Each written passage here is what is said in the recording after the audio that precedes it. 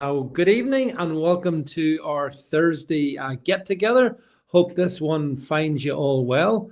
And wherever you're watching this, whichever platform you're on, Facebook, YouTube, X, Rumble, Getter, anywhere, regardless of where you are, as always, you're all very welcome. Can I actually just start tonight's program by asking anyone if you've got any brown eggs, can you please send them to me? Because it looks like we're going to have a shortage of them. Did you see this story today? That apparently Sainsbury's, one of the UK's largest supermarkets, have declared that henceforth they're banning brown eggs to help lower their carbon footprint and thereby contribute towards net zero. And if ever you wondered the kind of clown world we live in, well, that's the clown world that we live in, whereby brown eggs are apparently deemed to have a higher carbon footprint than, or claw print, whatever the appropriate word is, than white eggs. Did anyone else see that story about brown eggs? Yeah, I saw that, mate. I saw that. Yeah. It just shows how infected everybody is with this net zero mind virus. It's just like the wart virus that we spoke about for many years, isn't it? Yeah, well, it's plain on retarded, because I listened to a poultry farmer who came on and he put up on his social media the fact that actually there is no difference. Just because Sainsbury's have had some woke sort of lunatic produce a survey or analysis that shows brown hens are somehow are more dangerous to the environment than white hens. He actually pointed out that I didn't know this, but apparently a white hen lives only lives up to 6 to 12 months, whereas a brown hen lives 18 to 24 months. So if you're interested in animal welfare and stuff, this just seems mad. But anyway, I just thought that was just typical of the sort of insanity. Yes, James Jameson, best line of the night so far. Brown eggs matter. They do. Brown eggs do matter. Can I say something other than? Can I not make your brown eyes blue? No, you can't. Paddy, go. Other than green eggs and ham, look at this. They're going to shrink their carbon footprint. Number one, first question is why? Second, they're attacking one of God's greatest miracles. I mean, look at a chicken. It's a meat football that, until it's ready to eat, will give you food, the perfect nutritional food, every day on its own. It'll leave you little packets wrapped in the ground to pick up and eat. Do you know that age-old adage, what came first, the chicken or the egg? What came first, the chicken or the retard? I think the leftist is what came first. We seem to have lost David. That would be the Democrat. That would be the the liberal or the retard. But and we don't. Are we allowed to use that term? What, retard? What term? Yeah, retard. That's not. You're not allowed to use that in the United States. But we seem to have lost David for a moment. But we'll crack on. Use it as much as you can, Paddy. So I'm surrounded by them, so it's like, yes, and to be honest, the word retard these days is not a slur on anybody who might have a disability. It's basically aimed at able-bodied people who do stupid things. How can the word retard, Adrian? How can the word retard be worse than the word liberal? Well, they're pretty much the same, aren't they? Really? Because one's proud of being called it, and the other one ain't. But no, honestly, it's not a slur on disabled people anymore. It's able-bodied people who do stupid stuff and can't see the idiocy of what they're doing. That's how I treat that word, to be honest. What's your thoughts, Grantonio? My thoughts right now are I've got a bit too much blood in my alcohol stream, so I need to go to the fridge and grab myself a beer so I can enjoy tonight's proceedings. So I've come in a wee bit I've already later. got a beer. So just while we're waiting for David put back in, what's the beer of choice then, Grantonio? Poison of choice. It's Bateman's from Skegness. This is a triple hop IPA. That'll do nicely. Okay. Thank you very much. So, oh no, hang on. Oh, a snooty IPA drinker. Yes, Are we I'm now? an IPA drinker. Ew. Calm down, Paddy. I mean, why don't you have a proper American drink, like, I don't know, Pepsi, and then we'll have a chat. I'm sitting here drinking moonshine and Coca-Cola, son. Moonshine and Coca-Cola, but your beer is weak as piss. I can't argue. I can't argue with you there. I can't argue with you there. Have yourself a Bud Light, Paddy. Yeah, Bud Light. Get yourself a Bud Light, buddy. I don't have the right clothing for it. Right, this is a victory what's ale. your tipple, Paddy, actually, apart from moonshine and Coke? This is a victory ale from Bateman's in Skegness. It's premium strong amber beer, 6% volume. So yeah, this will be fun. Then I'm having my IPA after that. So right. Well, I've got a Budweiser, which is a Czech lager, which is really nice. What about you, Paddy? Apart from your moonshine, what do you normally have? What I'll normally have is I don't really drink beer. If I did, I used to. What do you call it? I would drink. Probably an imported German beer, or or something like that. Or I mean, if I was drinking regular street beer, it would be Michelob. All right, Nickelodeon. So you'll have a Nickelodeon. What about you, Adrian? I don't drink, but if I did, I would be having a retard special brew. It's going to be my mission to get that word into this show as many times as possible tonight. I must say, you have done a few times already. So look, we can't stop using words because we give in to them and then they win. Mm-hmm. Do you know what I mean? That's right. And it's always been the case. If we allow people to choose the words that we use, then we limit the vocabulary that we have. Indeed, the word of the day. See, as we're going on to shortly, we're just waiting for David to come back. He's just so you know, his PC's crashed on him, so he's rebooting as we speak, and he'll be back shortly. But that's the CIA taking his computer out. Sorry. So that's the CIA taking his computer out for his Trump criticism. Yeah, something like that. But as we've seen over the last few days about language and what is acceptable and what is not, it's quite fine for George Floyd and for the world to come out and take a knee and go around and riot and destroy half of the US and places in the UK and shout what they want to shout, and that us whites are guilty of racism no matter what, whether we've been racist in our lives or not. Yet Farage comes out with this week a particular statement about silent rage, and then the whole media classes, the whole political class storm in on him. And you beat me to it, Jed. You beat me to it. I was going to say the word of the day is rage. We're not. Yeah, absolutely, and we are raging. And I think the country is raging. And I'd like to know actually what you thought about Farage's statement. I know I've probably stolen some of David's thunder, but what you thought of his statement and whether you thought it was inappropriate or not, or whether it should actually have been perhaps a little harsher than what he actually did. Well, was that aimed at me, Jed? Can I come in? Yes, it was. Please, I didn't actually hear Farage say it. I've not heard Farage say anything. All I've heard is the response to Farage. It seems to me that people are far more concerned about a few hurty words that Nigel's making than a young man being stabbed in the street and a bunch of police officers watching him bleed to death. That seems to be taking up more people's time. There was an article, the front page of that. Was it the Mirror today? You might have seen this, Jed.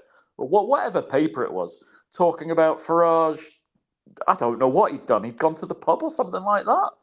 I think he'd gone to an exclusive club. So he made this. How will we sleep tonight? Well, God knows. I think David's now back. So just make sure David's got an avatar and we'll bring him back in. The BBC misquoted him right, on David, you got purpose. my avatar there. Adrian? I believe the BBC misquoted him on purpose, knowing that they could get away with it, because all they have to do then is say, I misrepresented his words, I'm sorry, knowing that there would be no real outcry and they could basically get away with it. Where if Yeah, but anybody Adrian- else had said that, there would have been a full-scale, witch hunt for them.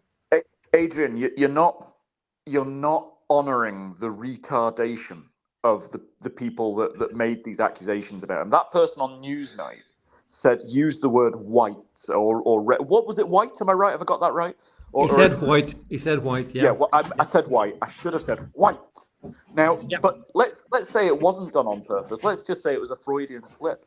Doesn't that just tell you what's going on in their heads? That if you use the word rage, it's synonymous with racism. White rage, white eggs. God, we're got off to a very racist start here. We're only in 10 minutes, aren't we? Yeah. Well, we that are. tells you- We've now got our brilliant host back, David. So, David, I just got the thing going with just asking about Farage's speech and whether people thought the word rage was too much or too little.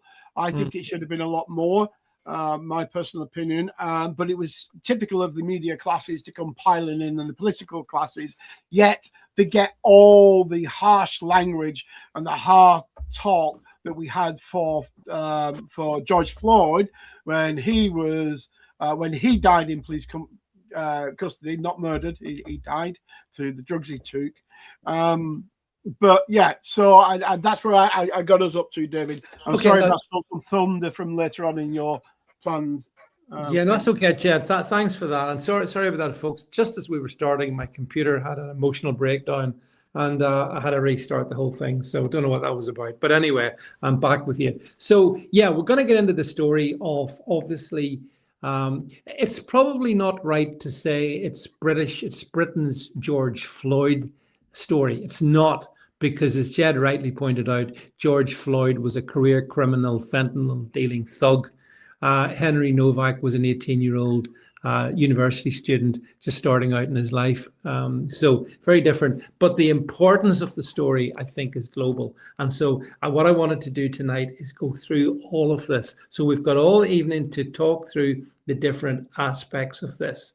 Can I just interrupt you, David? Because you've been out, or your computer's crashed, the clips you had are no longer available at the bottom. I see that. I will actually. I can bring them back in, Jed, as we're talking. But just before we get into clips, the sort of the bones of this are that this poor young man was murdered on the 3rd of December last year. And really, the sort of all the details have just emerged over the last, I guess, week or so, and particularly the body cam footage has come out, and it's that I think has triggered this enormous furore which we have now, not just in the UK, but Paddy, I know it's gone across to the pond to you guys in the States. I see now things happening in France as well. So this is truly an international story as to what happened. Henry Nowak, and in particular regard the treatment by the police. And Jed, to bring it right up to speed, I mean, obviously, when the people had been calling for the body cam to be released, the body cam footage, and it was released then earlier this week. And it was horrific. It's quite honestly horrific. I have chosen not to play it on anything that I've done because there's so little dignity in it. I mean, the bottom line is this young man was stabbed multiple times and essentially he bled out. And as he was bleeding, he told the police that he was stabbed. They said, I don't think so, mate. Then he told them that he can't breathe. He can breathe. He said, I can't breathe. And then he was handcuffed. And the final things he heard on this planet was his rights being read out by the police. Now, gentlemen, I put it to you, against that context, what other emotion is there to feel other than cold rage? Over to you guys. Well, I'll come in first, and because I'm not one to normally butt in, am I? You see, I watched it. I watched it the night that it was released on GB News, and I'm going to say something that is quite controversial here. I wasn't not like you, Jed. Yeah, I know. I wasn't emotional about it in that way. It saddened me. That's all right. It actually really enraged me. It enraged me because if this had been any other ethnic color, we would now have the whole country up in uproar. The police would be in front of the courts already. There'd be media wall to wall. People would be taking the knee. They'd be saying Drama this would be is healing. institutional racism, etc. And actually, the only institutional racism we have in this country is against white people. Correct. Oh, yeah, absolutely. That's all we Yeah, but you have. mustn't say that. You mustn't say that. No, but That's the the same worldwide. That's the same worldwide. Is to assume that when they come onto a scene, that the white person is being racist. That's what they're trained to do. Yeah, and they are trained to do that. It's literally institutional, as Jed used the phrase. But I mean, who's to blame for this? You've asked that question. Go on, Jed. Because you all jumped in. I tell you what, who's to blame for this? Every single successive government over the last 30 years, every single institution, and because we're talking about the police, the College of Policing. Now, the College of Policing is not an official body. It's a body set up by the police to govern or to make. They take the law. What they're actually doing currently is taking the law and then putting their own interpretation on it and saying, right, police officers, this is how you should interpret this law. Not, and then you talk to any barrister, any lawyer, laws that are properly written are black and white. You either have done it or you have not done it. There is no grey area. But what the College of Policing do is they put the woke agenda into it. They make it grey. They make it fuzzy. They make it all soft and cuddly so that they can literally get anybody for anything. The hate speech laws really came from the police, not the government. It was the police that started to arrest people for hate speech. So the issue here is the institutions that we have. Yes, they are institutionally racist, but against whites, not blacks. Right. Adrian, do you want to come in on this one? I'll bring you in one by one. Adrian, did you see the footage and what did you think? I did, and I saw the riots and whatnot over the last couple of nights. And I think it's very interesting timing that this is all sort of being leaked out now. When you consider we had the Tommy Robinson march a few weeks back where they were using facial recognition. And to me, this is just another step for them to introduce it, say they need it, because we saw the police being attacked last night. But the government is so out of touch, they have no clue how the country is feeling. Maybe they do, maybe they're just ignoring it. But, we are in the tinderbox and people are getting fed up seeing the stories every single day of women being attacked, children being groomed, this young lad being stabbed. And it's also strange as well that it's the Sikh community. Where by and by they keep themselves to themselves pretty much. You look here at Northern Ireland, David, like we've had the Indian community and the Chinese community. And there's been no trouble out of them traditionally over the years because they keep themselves to themselves. Yeah. So it's very, very strange now that it's them being brought into the spotlight to take away from the Muslims. That's how I see it. Okay. Grantonio, did you see the video and what did you think? I've not seen the video and I don't want to see the video. What do you think? like you just said, rage isn't strong enough a word, is it? I mean, who do I blame? I 100% agree with Jed. The institutionalization of these problems. But I blame the psychopathic Sikh guy that did it. I blame the psychopathic Sikh family that covered it up. I'm very angry with the media and the government and the pro multicultural psychopathy that we've had to deal with for the past 30 maybe more years. I assume we're going to get onto, and I'm sorry if I'm jumping onto this, but Mr. Nowak's father, who was it? By the way, I think Sia Yusuf's been excellent on this, but we'll get onto him in a second. There was an interview with, I think it was Matt Fry from Channel 4 News interviewing Sia Yusuf. But what about Mr. Nowak's father? What about Mr. Nowak's father? He says he doesn't want this politicized. Well, I'm sorry.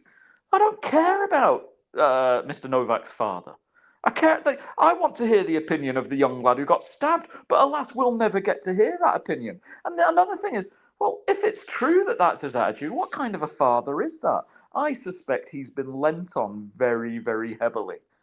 Well, actually, it's interesting you mentioned the father, and we will come to the family thing. But I would just point out at this point, at this stage, that that his Henry's sister last night on her Instagram posted out Robert Jenrick talking about this absolute disgrace of this in the comments. So when Stormer and the left talk about but his father, and they're trying to say but his father, the family, but they're being really, really selective, Grantonio, really selective.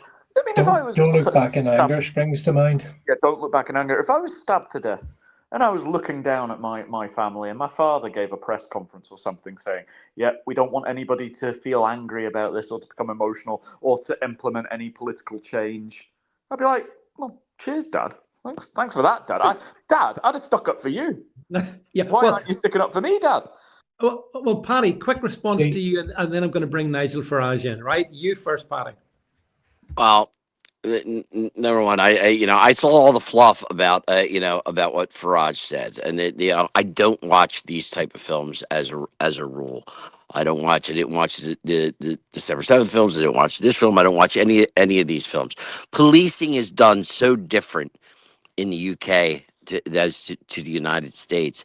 It's very hard to make legitimate comparisons, but this is a friggin' outrage. And as far as the family is concerned, family, you'll find most families who's unless they're looking to make a buck, most families that have a tragedy like this do not want to be in the news, do not want it to be a public political or public matter. They want it, they want to grieve and and see justice served, but they do not want politics involved in it. Only those that want to promote an agenda. And if you use the death of a family member to promote your agenda, there's a special place in hell for you and people who talk at the theater.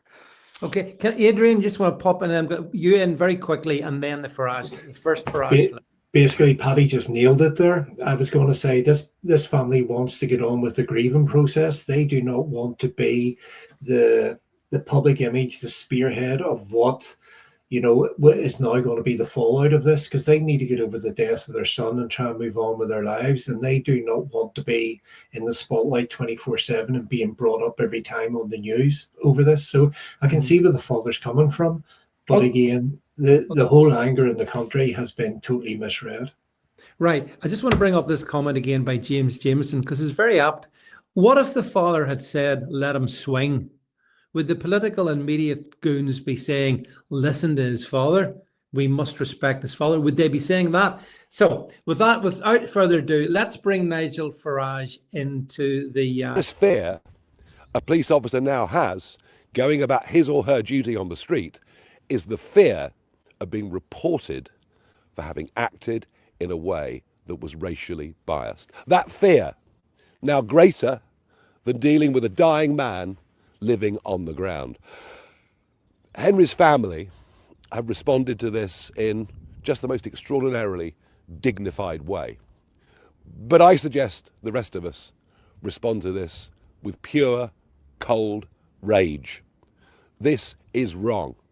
All the values and standards of living in a free country where everybody is judged equally before the law have been trashed and thrown away. There you go. I don't think there's not a word of that I disagree with. Him and Zia Yusuf have both been excellent on this. I'm surprised, actually, I shouldn't really be, at how warped the leftist media have been. I mentioned Matt Fry earlier. Kathy Newman. Did you see that? Did you see Kathy Newman? Yeah. James O'Brien. Perhaps nobody should be too surprised by him being a complete moron about it. So it's that media class are so out of touch. To change the subject, I'm not changing the subject. I'm going on a slight tangent. If I can tan my genitals oh so slightly, have I got news for you? last week. I don't know if you've seen the section that's been Yes. doing the rounds on social media. A little 2-minute clip of people who I used to consider to be brilliant. Paul Merton, Ian Hislop. I forget who the presenter was, and they are so out of touch. That media BBC class are so out of touch with the way people are feeling. It was a wee clip about Rupert Lowe spying on boats or something, and something about Elon Musk has never read the Odyssey. The only Homer that Elon I Musk saw knows that is- pompous piece of that pompous news the clip. only Homer that Elon Musk knows is Homer Simpson. I remember cracking that joke at school. The idea that Elon Musk has never read the Odyssey when all he ever talks about, apart from the political stuff, is Lord of the Rings and other epic romances, is so nonsense. I don't know what Have I Got News for You are going to do this Friday. What are they going to talk about? There's going to be an elephant in the room, I think.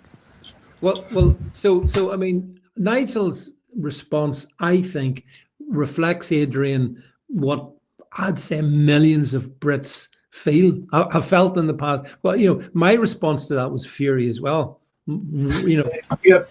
Look, this has been building for years. A lot of the country felt that way over George Floyd. Even last week on what do you call your man, Jeremy Vine, a lady tried to point out that Floyd died of an overdose. And Jeremy Vine was like, "Oh no, he was murdered. There was a trial. A policeman was sent to prison, but the autopsy clearly states anyway. He died of an overdose."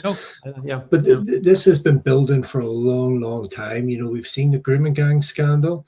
We're seeing ordinary people being attacked. We're seeing black people or Muslim people just swanning about the country as if they own it, the way they're being brought in and given everything, while ordinary working class people who are working their asses off Monday to Friday are struggling to get their head above water. So this is just building and building, and this is another layer upon it. And the political class are just so out of touch that they either see it and just ignore it, or they're just too much in a bubble that they don't see it. Or they're covering it up. Yeah, I find it hard that they don't see it because of the recent elections. About with the results. Jeremy Vine, Adrian. It was many years ago. Again, I'm tanning my genitals for a second. It was many years ago. I was driving along and I was listening to the Jeremy Vine show, because that, again, used to be brilliant. He's part of that media class. I used to think he was really good. And somebody rang in and he went, "Okay, we're going to go to James now. James, you were bullied at school." And this guy rings in and he goes, "How much are you getting paid, Jeremy?" Jeremy Vine goes, you rang in to say you were getting bullied at school?" And the guy goes, "You've got some brass neck, haven't you?" And he started having a go at Jeremy Vine and bringing up how much he was paid. And all of a sudden, Jeremy Vine goes, "Okay, he's gone. I'm sorry about that." So he basically hung up on the guy. And it must be the same with James O'Brien. He must get 1,000 callers every day telling him what a wally he is. But it's just, again, it's the media class, just how completely out of touch they are with everything and how much they're covering up. But again, I'm sorry to repeat this, but Farage has been excellent. Zia Yusuf's been excellent. And I think you were going to talk about Rupert Lowe, Adrian. Don't think I've heard much from him. I don't think I've seen any interviews with him, unless you can correct me. He was brilliant. He was like, this boy, his family would be gone out of the country, end of story. This boy would be basically, capital punishment. He would be facing that for what he had done. He has been absolutely fantastic. This is Rupert Lowe. Yep, I fall onto that side of the argument with Rupert Lowe. I believe we should not be showing mercy to these people. I do not believe that we should be giving this man 3 square meals a day, out of the taxpayers' wages. 100%. I'm sorry, but we have to draw a line. We have to protect our civilization at some point. Heads must roll. The police officers that stood there and let him bleed to death. Yes, but apparently repercussions for them.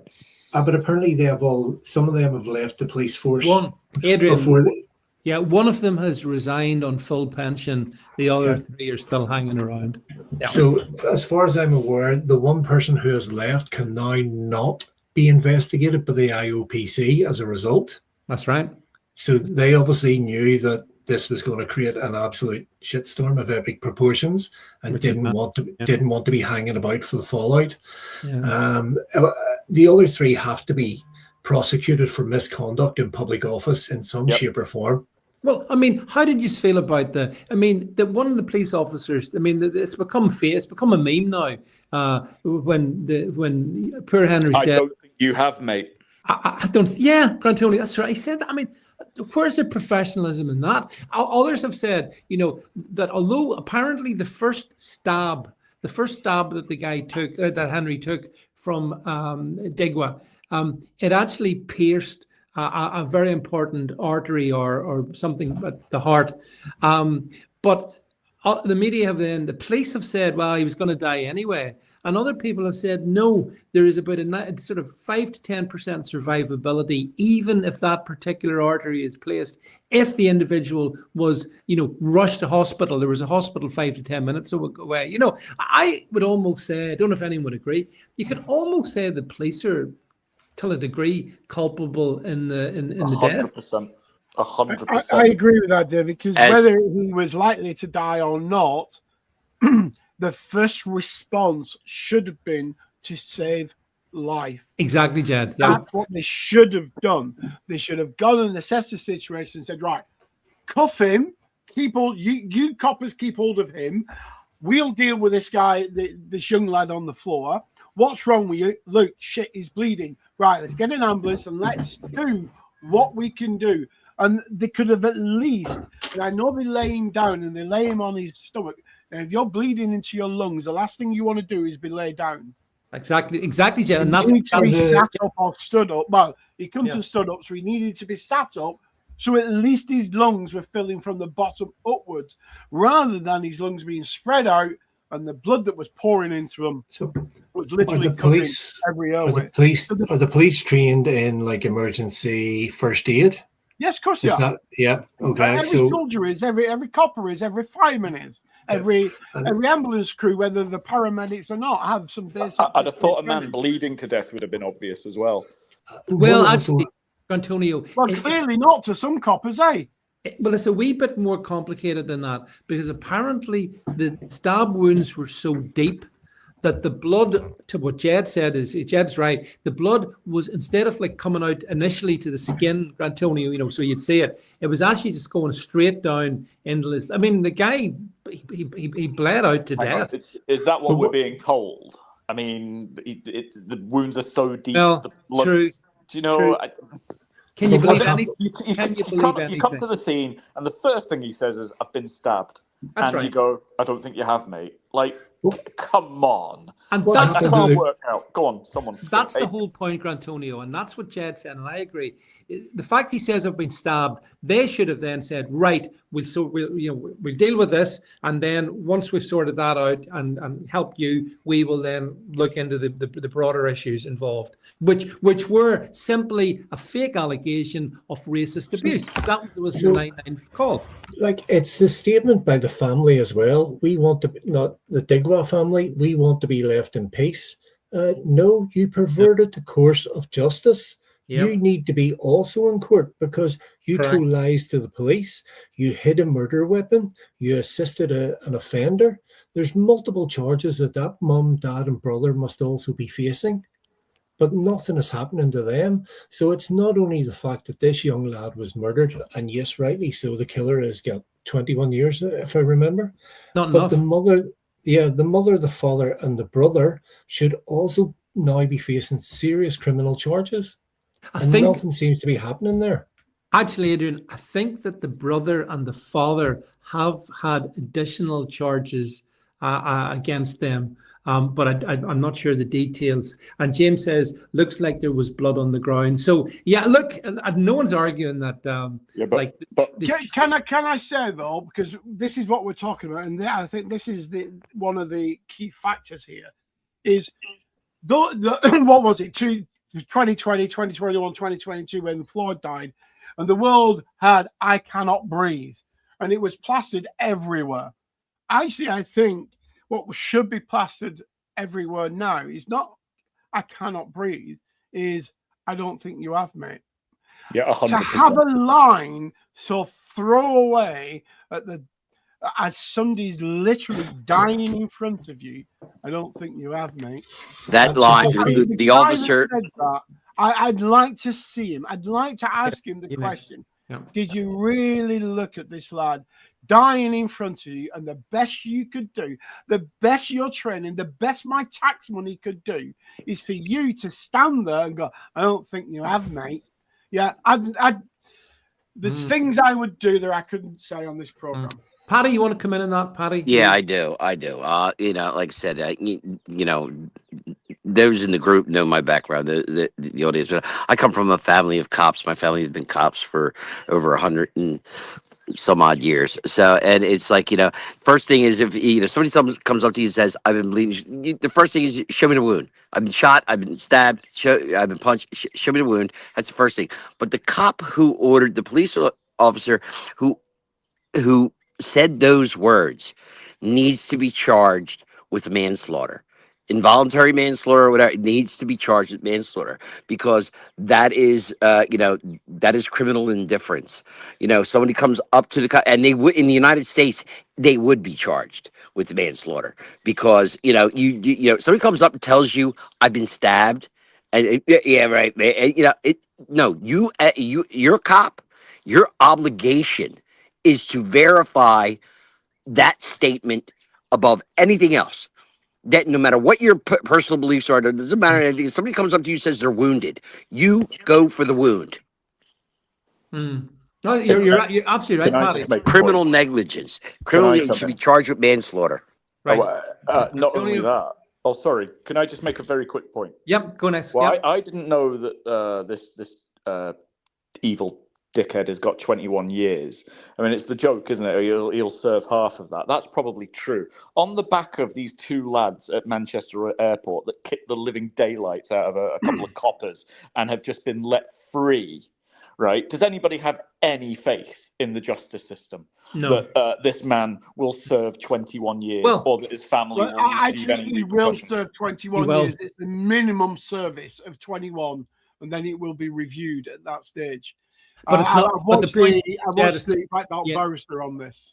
yeah. However, it's not he got the minimum sentence of 21 years. He Yeah, didn't no, get I the don't. I maximum. agree with you, David. No, Yeah. don't get me wrong. I agree, but it is the minimum he will serve is 21. And anyway, as has been pointed out, I think you mentioned it, Adrian. Like for me, this is the death penalty would be the appropriate punishment for this, because this young life was taken in such a vicious way, and this guy had form. If you check out on my social media, there's a video of him last year. This is the Digwa guy. He attacked somebody with a sword.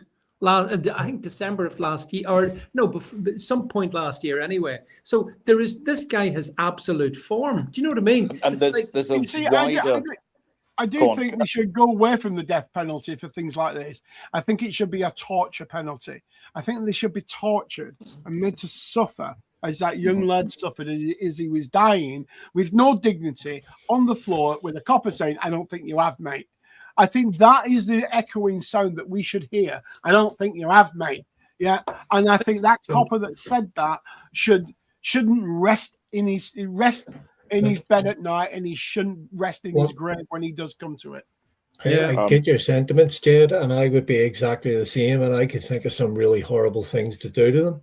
But if that family owns a house, it should be sold, and the money raised from that sale should be used then to cover what it's covering for his 3 square meals a day and go towards the prison officers' wages that are going to have to look after him. Because don't forget, when this guy's in prison, he's going to get everything thrown at him. He'll be able to do courses, to do whatever he wants. He's going to have a TV in his cell and all this kind of stuff. Yeah. You know, and I do believe that the family should suffer as a whole. And if it means losing a house, losing a business, so be it. I agree with you, Adrian.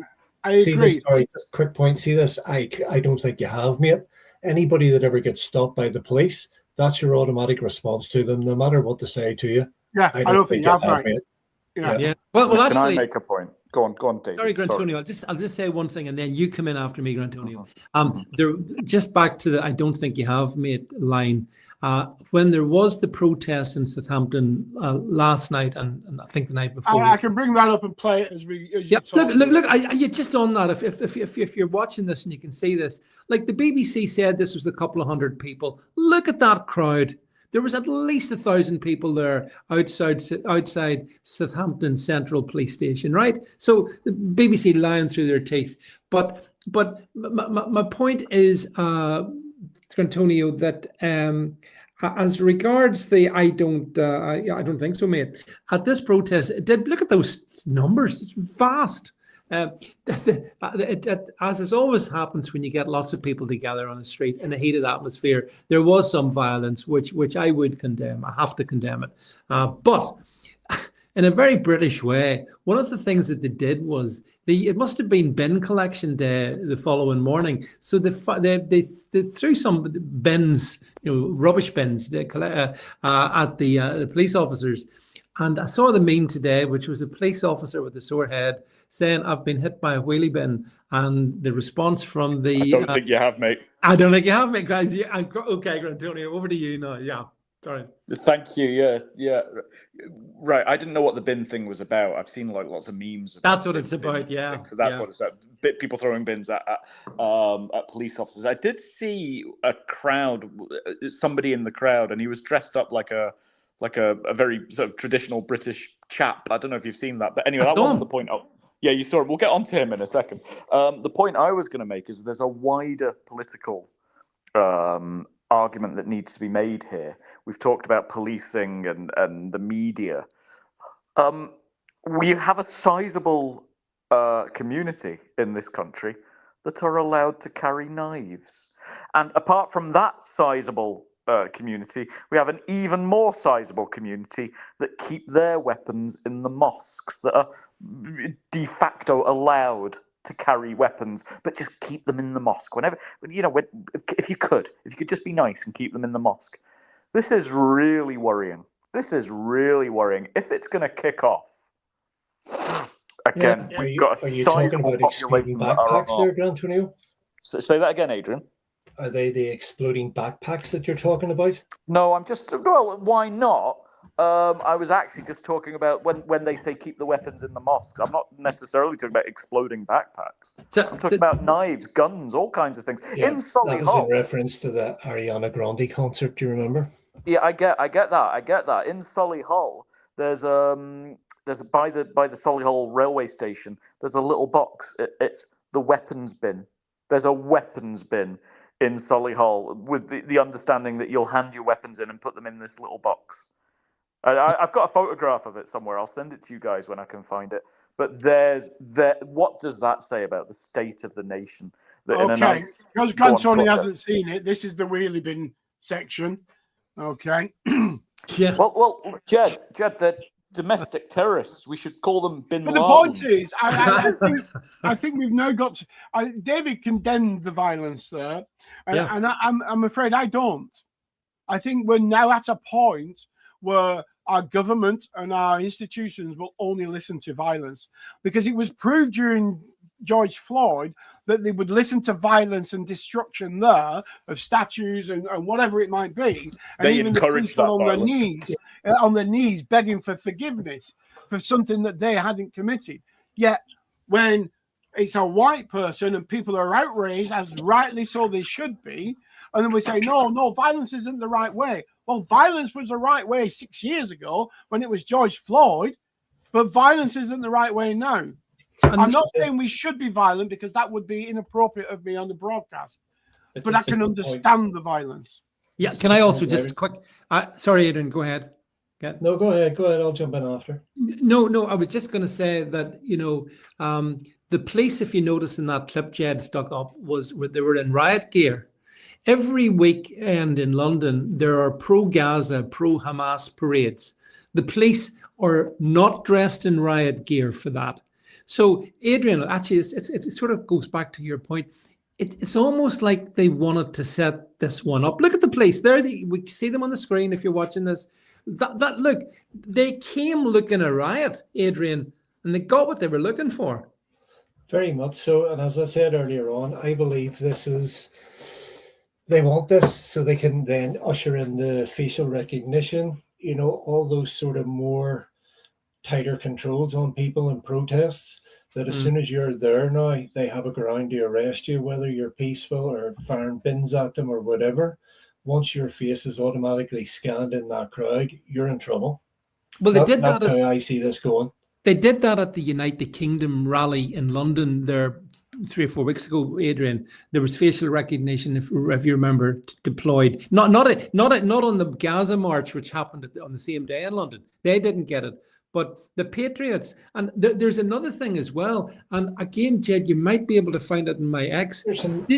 Did you know that riot police are being trained in like this, in sort of simulated riots?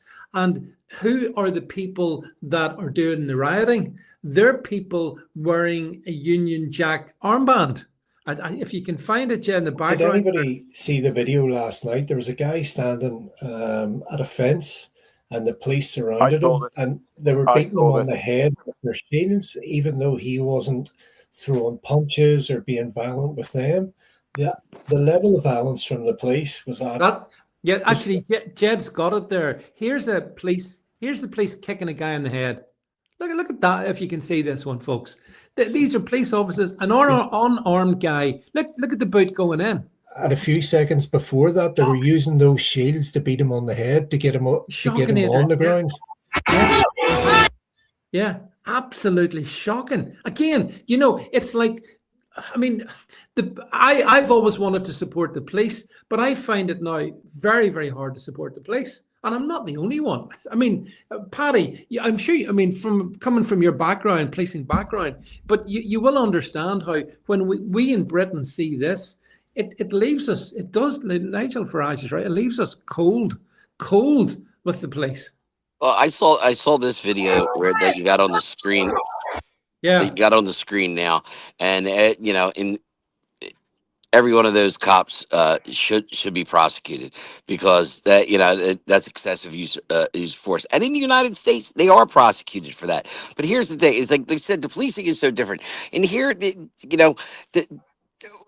violence is a tool of policing, but it's responsive violence. You don't, what do you call it? You don't just say, you don't grab an unarmed guy and beat him. Once you got a guy on the ground, you don't stomp on him, because like I said, that does get you prosecuted here. But the thing is like, if they use your hand, you use your nightstick. They pick up a knife or a gun, you punch their ticket right then and there. But this is excessive violence. Your police are not police; they're political opinion enforcers. Yeah. And it's so sad, because that's not the police's job. The job is to keep the peace, not take a side. You keep the peace. Sometimes to keep the peace requires violence to be applied, but it's applied in indoctrinated methods. Paddy. Yeah. During the asshole Rudolph Banana riots a couple of years ago, there is footage. I mean, I don't have it to hand, but there is footage of just people just stood there protesting against the government, and you can hear coppers going, "Just grab anyone." Just grab anyone, and they did. They just grabbed people and just, and that must have come up from up top. And who was up top at the time? It was Sir Keir Starmer. Yeah. But can I just bring to light, and again, it's from David's feed. So we're talking about the violence from the police to the to the protesters, who I believe are rightfully protesting and have a due right to protest. But this image here on David's timeline, I haven't looked at the actual post itself, David, but that is the copper in Manchester Airport stamping on that person's head. That went around the world. That literally went around the world, and I believe I now know that the two coppers that was injured in this incident, the perpetrators have got away. The perps have got away with beating coppers. On camera. Yeah. That image went across the globe, and it literally did. But what image hasn't really gone across the globe? Why? Because they're more bothered about Farage and what Farage has said and about the silent rage. Yeah, but what is missing from all of this is, and I'm looking for the image as I speak, and unfortunately, I'm going to have to go back to your main feed because I got so deep in your feed, David. It's unbelievable. But the image that we want to see, or that we should have going around the world, is the image of that poor lad cuffed on the floor as he died. And that's the image that should this one here. I'm going to bring it up as I speak. This one here, right, from the body cam, that's the image that should be going around, because that's a hand of a dead person. That's a hand of a person that no longer has any blood circulating around his system. Terrific. Yet they had the indignity of being cuffed and read his rights, literally as he died. Yeah. He was the victim. Mercifully, we have Elon Musk sharing all of this. We have. And we have Keir Starmer now criticizing Elon Musk. Yeah, it's his fault. Yeah. It's Elon Musk. Apparently, this is either the fault of Nigel Farage or Elon Musk, according to Keir Starmer. Now, I'll tell you what I want to do, because I think this will also liven things up. I want to play you, I'm going to bring it into the feed here, the exchange between Starmer and Nigel Farage in... It's a very good friend of mine. Listen to this. I can get it up. Hang on. The circumstances of Henry Nowak's death, can I urge the Prime Minister to consider this? It is now clear to growing millions in this country that we're living under two-tier policing. The instructions that are given to police officers from police bosses are clear and written down in ink. It says you must treat different ethnic groups in different ways. That, apart from the upset and the anger at the circumstances of his death, the anger that you saw spilling out in Southampton last night,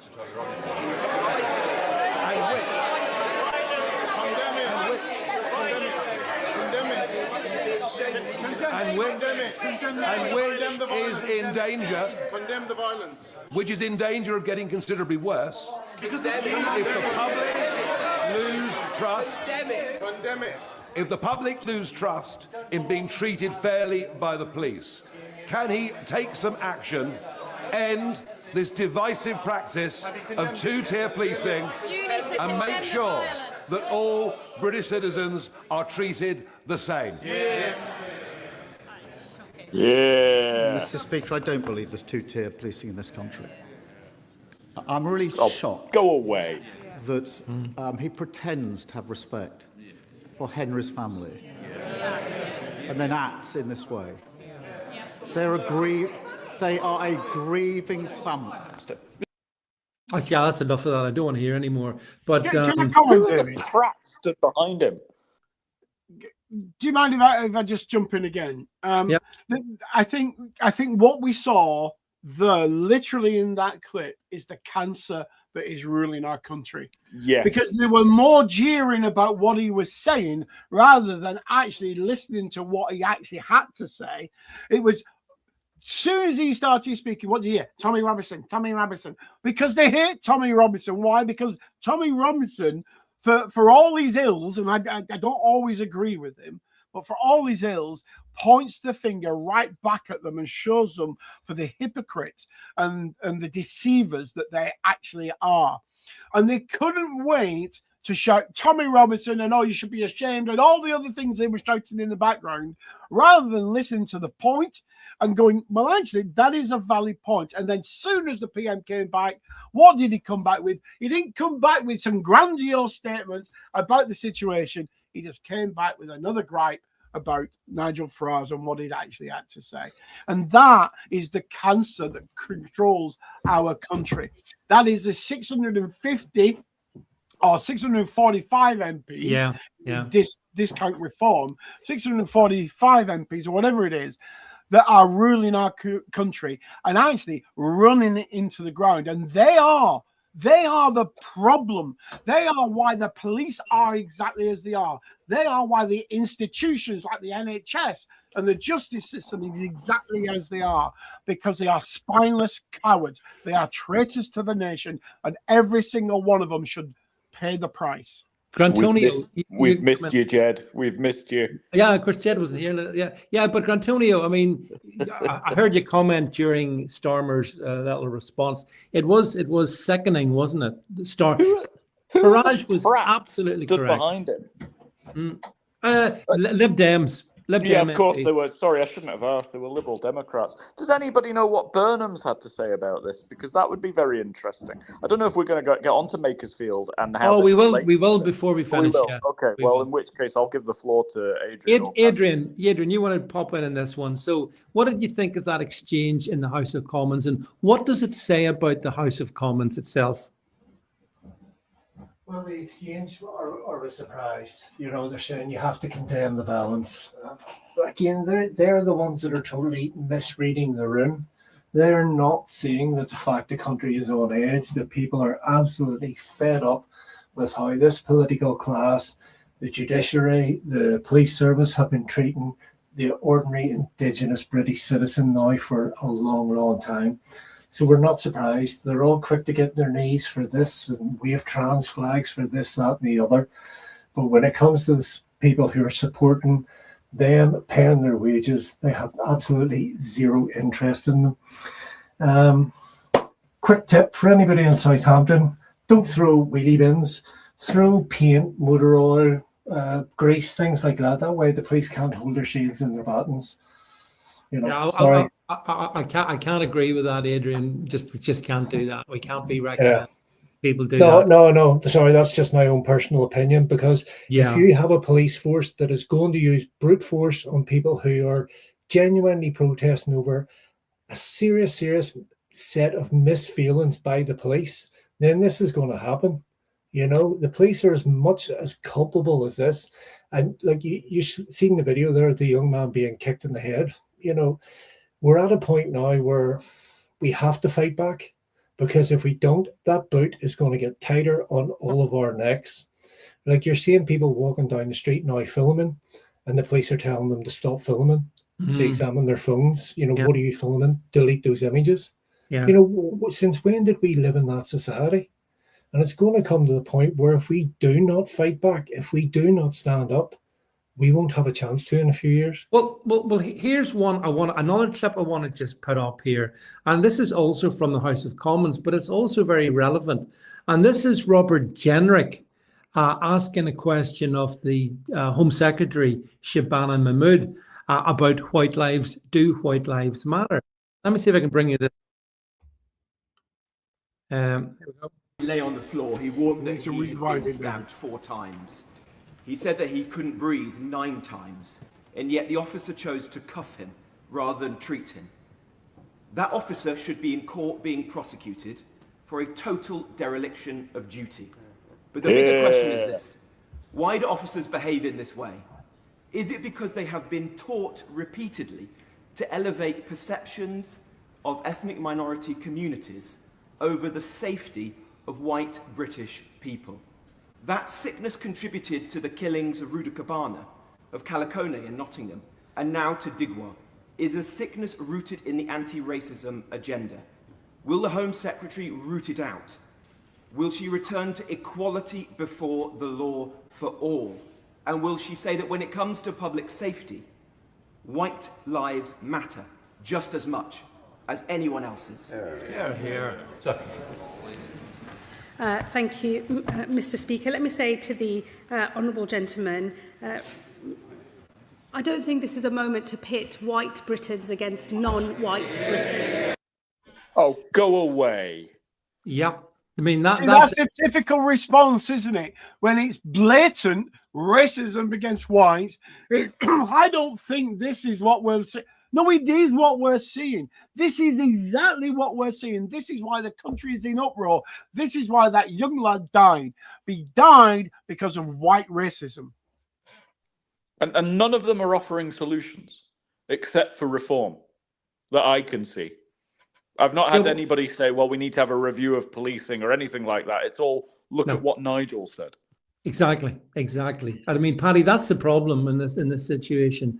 You know, the same politicians who got to their knees to say that Black Lives mattered in 2020, in 2026, will not say that white lives matter too. Well, here's the thing. Here's the thing. Have the British people reached the point? Is this their tipping point? Because the thing is, politicians are not going to change their stripes at all. But is this the event that finally causes the British people to say enough?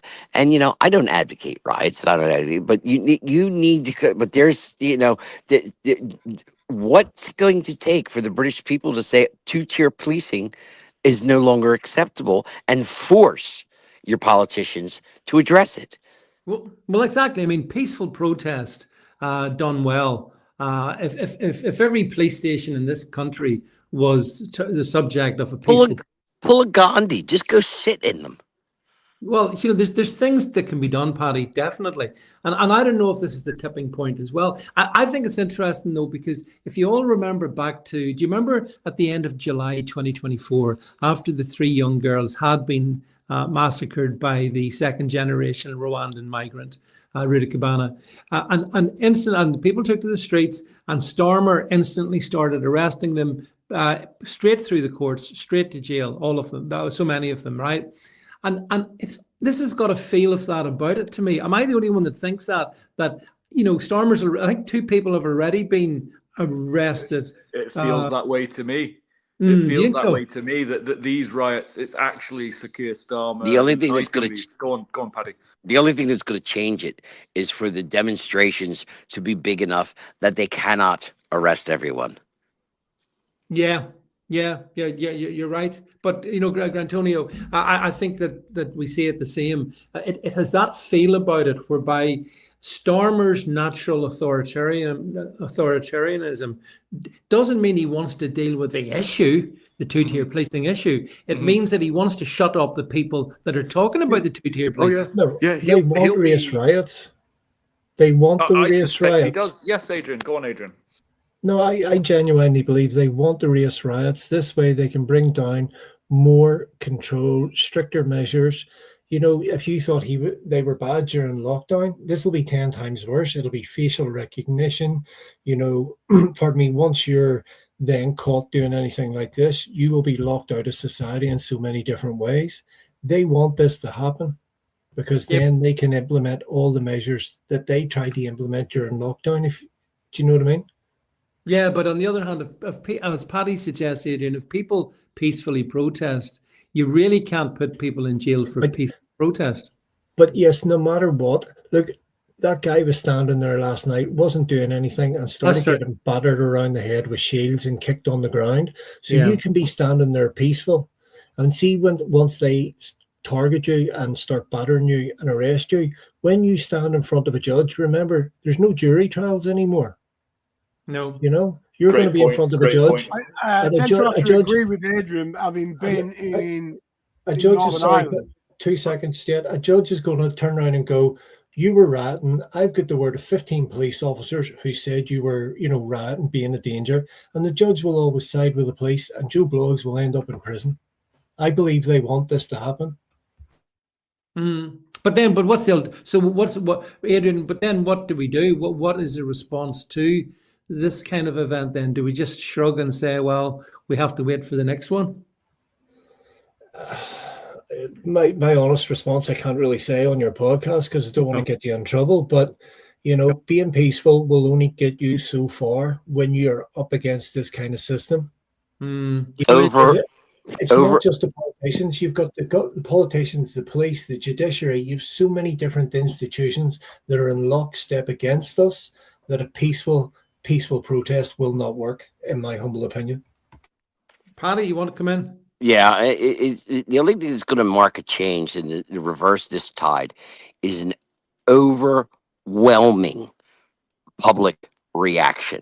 Now, what form that takes, I leave to the British people, but it has to be so overwhelming that you can't, and that's what it's coming to between the immigrants and your politicians and the British citizens and everything else. The only thing that's going to push things back towards the British people and those who have been there for generations, is an overwhelming public outrage, and in masses, and not just in one place.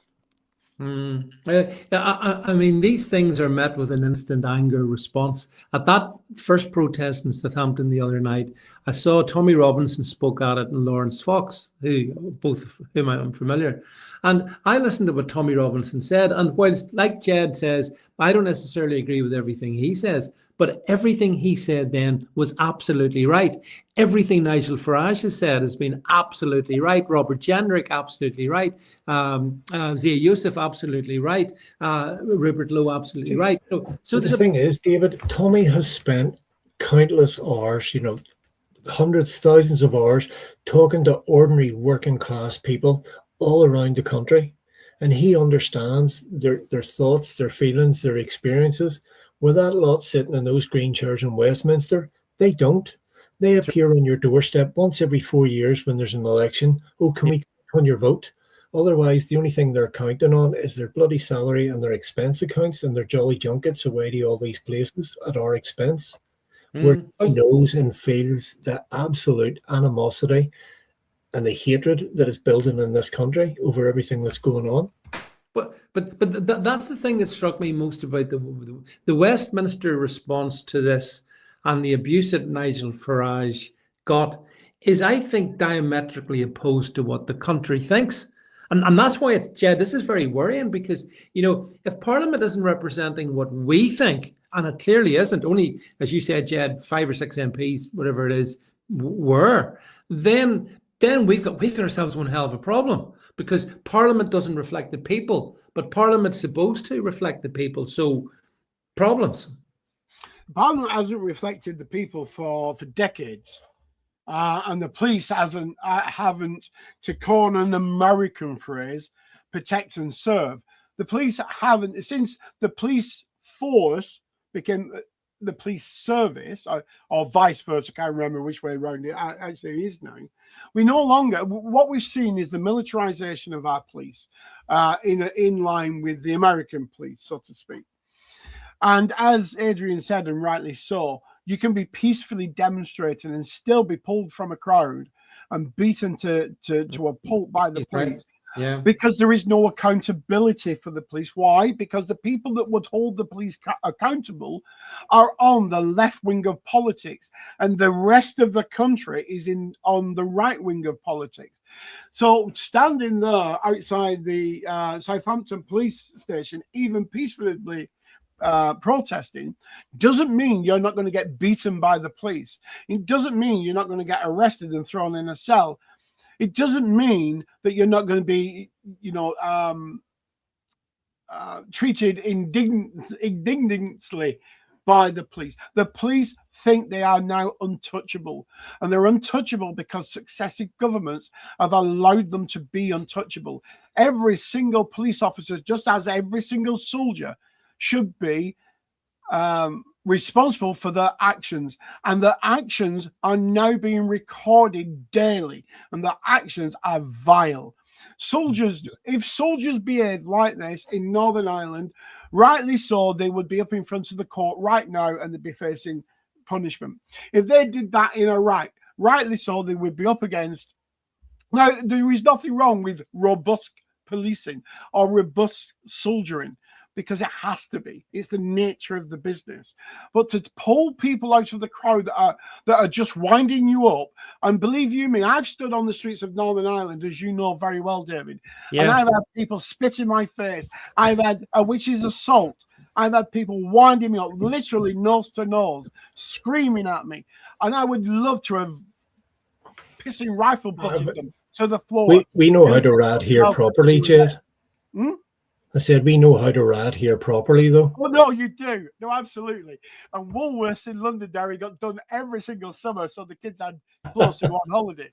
But my point is, yes, I would have loved to swing my rifle at some people and mash them into a pulp on the floor. but I knew if I did, I would be in jail. I would face criminal charges, and rightly so. And these police officers need to do the same. We were taught for many years, de-escalation, bring the temperature down. The police are taking the temperature up. Yeah, that's true. How many people do you think were there last night, roughly? Say 5,000? Well, it was certainly a large number, Adrian. The BBC. Okay, so out of that 5,000, I would say there was probably about 200 who were looking forward to some violence of some shape or form. The rest were there just to peacefully show that they were very, very unhappy, with the general situation that's going on in the country. But the way the media and the way the politicians are, they make it sound as if it was a full-on 5,000 people having a running battle with the police, and the police were being battered left, right, and centre. That is not the case. And there have been some of those guys probably had a few beers beforehand, bit of Dutch courage, then thought they were in the UFC and were ready for, a Royal Rumble as such. But that's the police you're talking about. Yeah, 90% plus of that crowd were there for peaceful protest. Well, they're all being demonized. Did you see that at the front of the protesters at one point there were a bunch of Polish lads, and of course Henry Nowak, his family is of Polish origin, right? And so I saw the Polish guys standing protesting, and I thought they were very courageous. And they were just standing up for, their kindred soul who'd been murdered, and the police just stood by and let it happen. So I saw that. That was only time that I have ever agreed with Owen Jones, you might want to write this down, was he retweeted that prat Steve Laws and said something about, hang on, you would have had Mr. Nowak's family deported yourself because he is Polish. I thought, you make a good point, actually, Mr. Jones. I will agree with you on that one. I think the smart thing for Reform to do now are to hammer this home when they knock on every door in Makersfield. Well, I think we need to really go on. You go on, Antonio. Well, we're entering the final 15 minutes of the show or so. So let's talk about that, because you've brought it up a couple of times. And as we speak, and as this show goes out live, BBC Question Time has got a special on from Makerfield, from where this very important by-election's happening. And on that, they have got the Andy Burnham, King of the North, from Labour. They've got Robert Kenyon from Reform. They've got then three non-entities from the Conservatives, Lib Dems and Greens. They don't have Restore GB on, even though they're polling higher.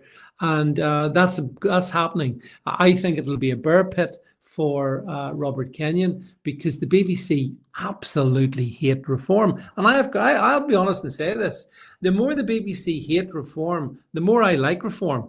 Grantonio.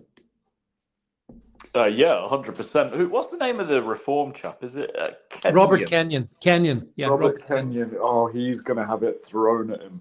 Yeah, tomorrow night. He seriously must be doing some prepping as we're speaking. But yeah, what are the repercussions of Nowak on Makersfield and therefore of the entire country? I find very, very interesting. I do wonder if there's a lot of people who are going to vote for Restore. And tomorrow, and when it comes, is it a week's time? It is. Yeah. They'll be thinking, I don't want my son to be walking down the street and stabbed by somebody who, for reasons of multiculturalism, is allowed to carry a knife. I don't want him to bleed to death because of reasons of anti-racism. The police have just watched him die because they don't want to be accused of being racist. I don't want this anymore. I want to tick the Restore box, but I've got to be realistic here and think Reform are my only hope. Yeah. No. Yeah. Adrian, no, because if you don't vote for Restore, they're never going to get that foothold. I get what you're saying about splitting the vote and all that, but Reform, for me, what do you call him? Rupert Lowe is the only one that I think has the nerve and the brass neck to come out and say what 99% of us are thinking. about all these situations, about deportations, capital punishment, and all that. The rest are too busy pussyfooting around because they don't want to be seen as racist and all that carry Well, on. Reform aren't And if you pussyfooting do around. not vote for Restore, they will not get the foothold to grow and grow and grow at the next set of elections. I disagree with you there, Adrian. I really There's do. a first. And there's the first. Yeah, absolutely. And the reason I disagree on this occasion is I just to hold your horses just one wee second. The reason I disagree is because as we stand currently, what we're trying to do is prevent Burnham from taking over from Starmer, because I think Burnham would be worse than Starmer. But that's what we need. We need Burnham to get in, so the rest of the people then wake up and go, no way, this government needs to go. Because we need it to get worse, because it's only when it gets really, really, really bad that those who are afraid to put their head above the parapet will actually go, do you know what? I'm fed up now at this point. You're going to hear my voice. Do you understand what I mean? Yeah, I do understand the point you're meaning, but I don't think now is the time. I think now is the time for a restore. As I said, I don't think reform is the answer to everything. I really don't, and I've always said that. But I think they are the stepping stone. So I think we need a reform government to stone us towards, first of all, being a right-wing country rather than a left-wing country, rooting out some of the evils within our institution, of where then people like Rupert Law would be the second phase of that that realignment of UK politics to the right, not the first alignment. And that's why I think Restore should step back on this one and wait for at least a reform government to then mount a counterattack on that and bring it up. But can I just say, just before we do move on, I did ask AI whether it was a criminal offence not to give first aid. And initially it said, no, there is no offence of not giving first aid to somebody dying on the floor. You have no duty to do that. I then asked it, but what if you were a serving police officer? And the first line it says is, and have a guess, yes, but it's not that simple. So that officer had a duty to give first aid to that young lad that was dying. It's your first job. It's your first duty. Right, hang on. We've got to think about UK law here, Paddy. Right? I thought there was something like a good Samaritan law. Of England and Wales, the situation is more serious because their role can create legal duties that ordinary members of the public don't have. They still don't have an automatic duty in every situation. Every police officer, the law does not impose a universal duty to rescue every individual in danger. And it goes on and on. So there's I would say, from reading what I've read, there is an implied duty, but not a legal duty. His duty was to serve the public. He was what do the police do when they get where I sign the dotted line? Whatever the police do. I'm having a quick squiz here. I thought we had a good Samaritan law, right? And it says, yes, but not in the way many people think. In the UK, there's generally no legal duty to rescue or help a stranger in danger if you walk past an accident or a medical emergency. However, there is a law in England and Wales called the Social Action, Responsibility and Heroism Act of 2015. So, yes, people are obliged to help if somebody is in danger or needs medical help, whether you be a serving police officer or whether you be a member of the public.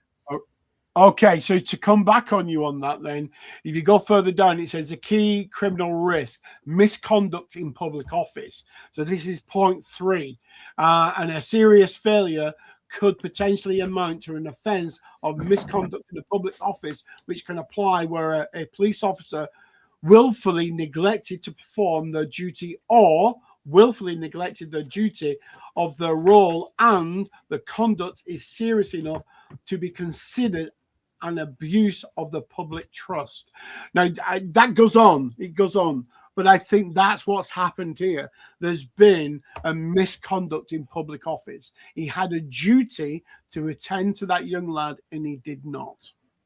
Can I just have a question for Adrian? Adrian, just on the topic of Restore, because the Restore candidate in Makerfield, Rebecca Shepherd, hasn't been invited onto this panel tonight on the BBC, and Rupert Lowe's made a song and dance about it. However, Adrian, she has been invited onto Sky News. She's been invited onto GB News, and on both invitations were declined. Why is that? I don't know. I genuinely don't know. You'd agree it's odd. I mean, it does seem strange, especially if you're trying to contest a by-election. You want your face everywhere so people know who you are, know what you're standing for, etc. Yeah. I don't know. That's one for Rupert Lowe. I do find that strange. But for me, I'm of the belief that we need to be voting for them to give them a chance to get their roots to grow, so that by the time the next election comes, they have a solid footing. Because look what happened the last time when alliances were formed. Farage asked people to vote for the Conservatives, and where did that get us?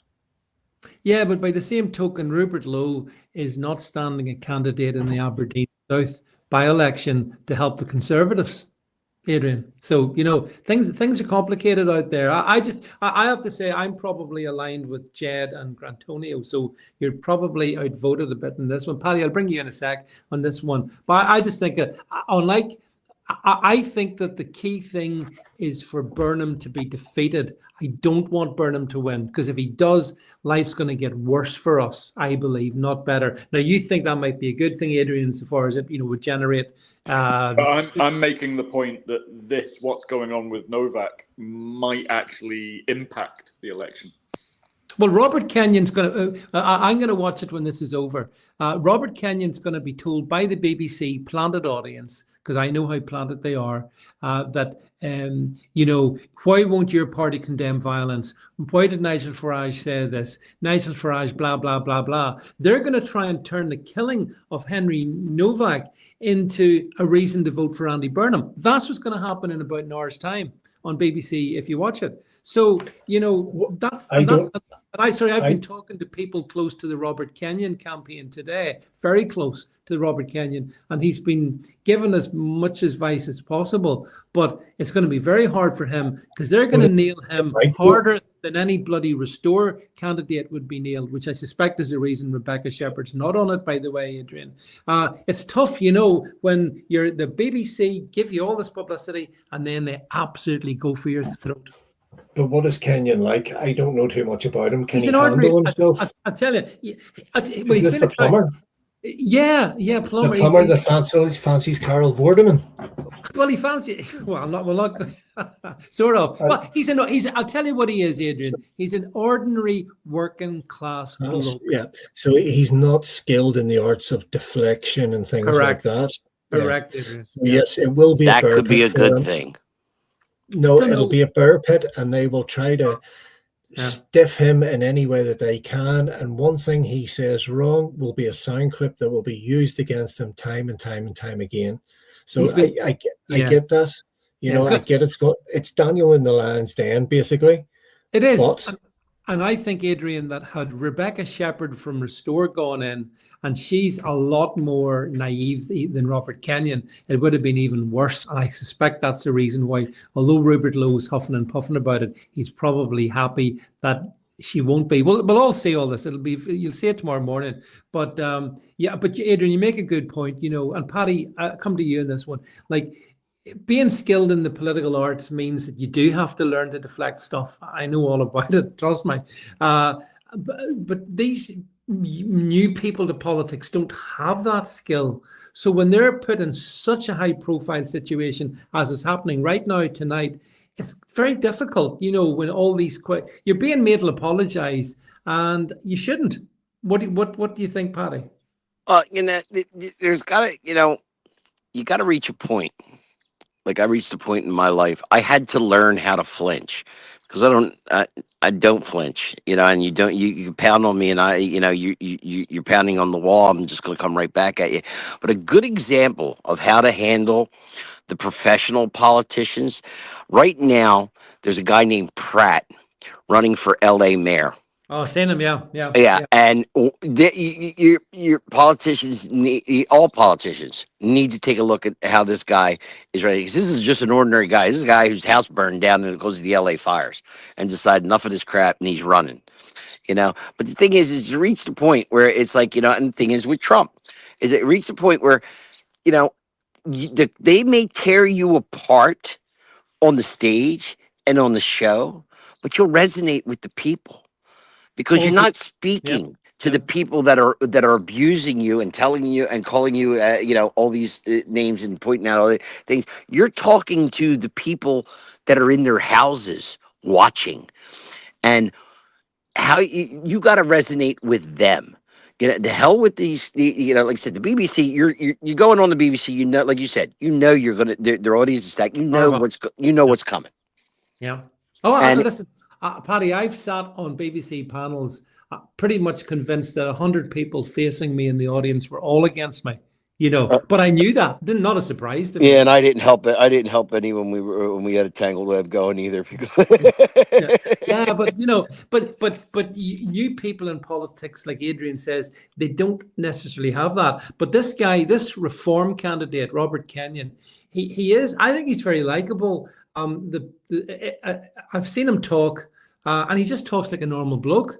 Jed, he speaks the language of the people that you talk about. The people who are out working. Joe Soap. Yeah, the guy who puts his feet up on the coffee table. Yeah, using a tray with his tea on it, and he sits and watches the news. He is that bloke. He is Exactly. Andy Burnham is pretending to be that bloke, but he never had a job in his Yeah, life. I understand your frustrations. But the But point I always Took make you is long that enough to come out with that. Yeah, he's taking him ages tonight to get the impersonation. There hasn't Well, been a that's right. second. But the point I always make is Joe Soap, the guy who works and grafts all day, scaffolders, builders, plumbers, plasterers, whatever, leg sparkies, whatever they may be. They all come home at tea time and put their feet up on the table. And for all the ills that we know that GB News are, they are the only media outlet that is at least any way on the right side of politics. You see, and the first thing that comes, they start talking about this stuff, and they talking about this whole thing. This kid was stabbed. You see, the first thing that should be brought up on any of these political shows, if you had 700 million guns in the hands of the population, you wouldn't have this problem. I was just getting to that. I was about to say, have I missed that? I haven't heard that mentioned tonight at all. I thought I'd missed it. I was just getting to it, but Paddy jumped in. Well done, Paddy. Well done. But yeah, the whole thing is it's very interesting, Jed, because Robert Kenyon is a man. I think he's a genuine man of the people. He's a plumber, or Do you think that incident at Manchester Airport will have any bearing on the election? We saw the fact that 2 people openly assaulted the police, and we can see that from the CCTV, but yet were not convicted. Do you think that'll have any impact? It will only have bearing impact if they hammer at home or when they're knocking on people's doors, and they mention the Starmer government and how people, police officers can have the living daylights kicked. Female police officers can have the living daylights kicked out of them with impunity, and how young men can be stabbed to death and be led to. Sorry, go on, Uncle David. No, just going to say to you that it was Liverpool Crown Court. It was 2 juries couldn't arrive at a guilty plea despite the clear video evidence. And if you look at the demographics of Liverpool, you might understand why that is. But whether this would impact in Manchester, which is close by, but if you know anything about Liverpool and Manchester, they're not too keen on each other, So I don't know. I really think that it's important that Robert Kenyon wins this. And I do think, and I agree with you, Grantonio, and you too, Jed. Adrian, I disagree with you in this one, that Restore, well, it'll be very interesting to see how Restore do. Is Restore an online thing, or is it something that actually manifests in the flesh? I don't know, Adrian. You know what? They might do really well. I can't be sure, and we'll not know until the 18th of June, but we sure as hell will know after that. And if they haven't done a significant impact, then I think they're a distraction at that point, if that be what the case is. And if they do really well, then they're highly relevant. They certainly have pressurized reform, Adrian. And I think, though, that as Grantonio said, I've not heard a word from Farage, Yusuf, or Jenrick that I don't agree with 100% over the Henry Nowak story. Not a word. They've got it absolutely spot on. I wonder, will that have an impact on the streets of Makerfield?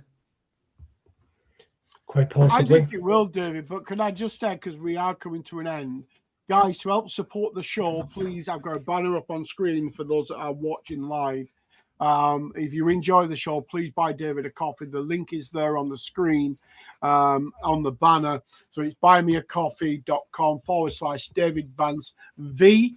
If you go there, you can donate, and it will really help to keep the lights on and keep us warm in winter, so to speak. Well, just to say that the renewal for all of this happens on June the 8th. So just if anyone's listening, they've got a few spare pounds down there at the back of the tea, or if you're Peter Morrell, if you've got 440,000, then please buy me 440,000 coffees, if you will, please. Sell that camper for that mobile home for. He has that fancy coffee machine to make you coffees.